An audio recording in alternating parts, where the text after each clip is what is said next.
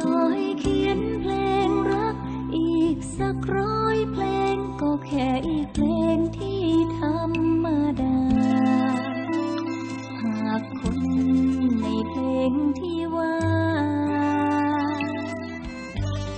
นั้นไม่ใช่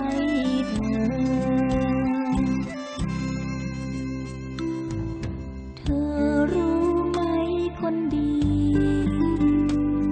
ฉันเขียนเพลงนี้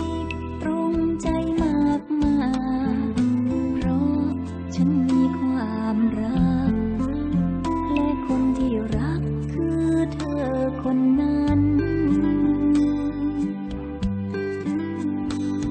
ฉันจึงขอมอบเพลงนี้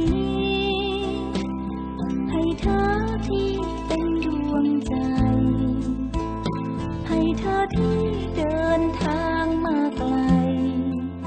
เพื่อมาเป็นแฟนของคนอย่างฉันจากนี้ไปจนชั่วชีวิต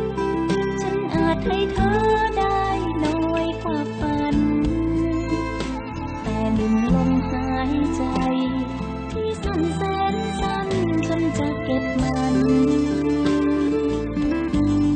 ไว้ดูแลเธอ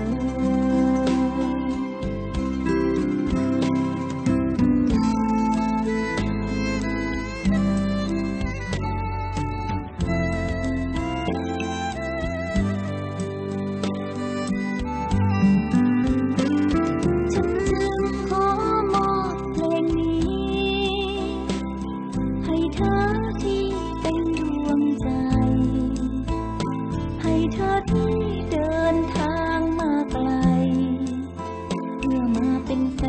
นของคนอย่างฉันจากนี้ไป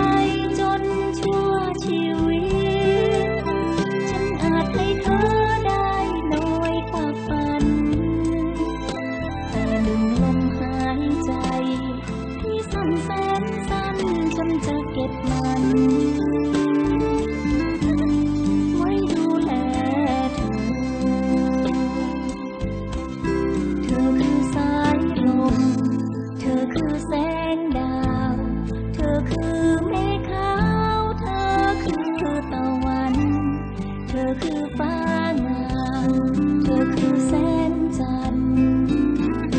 ฉันก็พูดเพ้อไปอย่างนั้น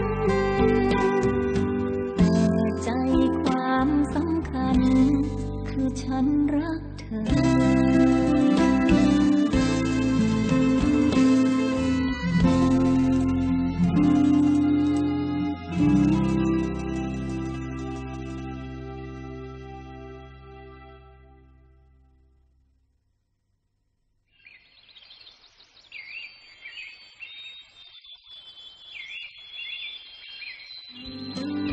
ฉันจึงขอมอบเพลงนี้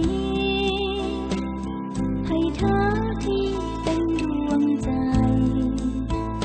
ให้เธอที่เดินทางมาไกลเพื่อมาเป็นแฟนของคนอย่างฉันแวะมาเยี่ยมเราได้ที่ YouTube Channel GMM Grammy Go Official แล้วอย่าลืมกด Subscribe